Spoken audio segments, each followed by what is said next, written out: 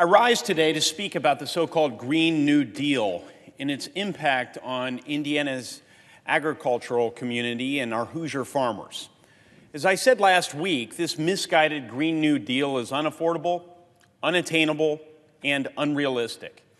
In fact, over the next decade, this so-called deal would cost up to $65,000 per American household per year. This proposal is a job killer, and it's bad news for hardworking Hoosiers. Now, this is especially true for Hoosiers who rely on our vital agriculture industry for their incomes. Allow me to run through a few numbers. In Indiana, agriculture supports more than 107,000 Hoosier jobs. Agriculture also contributes an estimated $30 billion to Indiana's economy. Indiana is the 10th largest farming state in the nation, and we're the 8th largest ag exporter.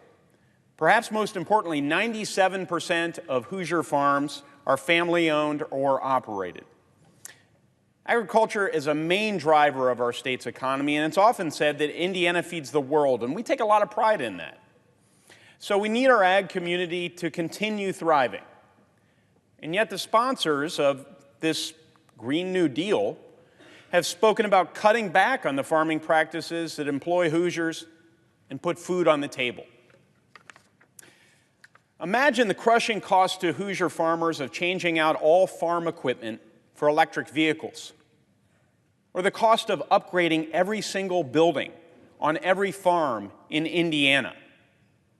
This is on top of the sharp climb in energy prices that we'd see under the Green New Deal. This bad deal would force the cost of doing business to skyrocket for Hoosier manufacturers and our farmers, which would mean higher prices for consumers and less money in the pockets of hardworking Hoosiers. Jim, a small business owner from Muncie, wrote to my office recently. He said, quote, "Please stop the Green New Deal in its tracks," and then he wrote in all capitals, "now." I also heard from Patrick in Bloomington, who said, quote, "As a man who served my country in combat in Vietnam 50 years ago, and someone who loves my country deeply, I'm very concerned about the direction our nation is heading." Regarding the Green New Deal, he added, quote, "I hope you won't give this idea a second thought." Dennis from Greenwood wrote, quote, "My wife and I are strongly against the Green New Deal. We would recommend that you not support this crazy idea." Well, Dennis, I don't intend to. Susan from Lafayette wrote, quote, "Please hold strong and promote the values of Indiana and many Americans," unquote.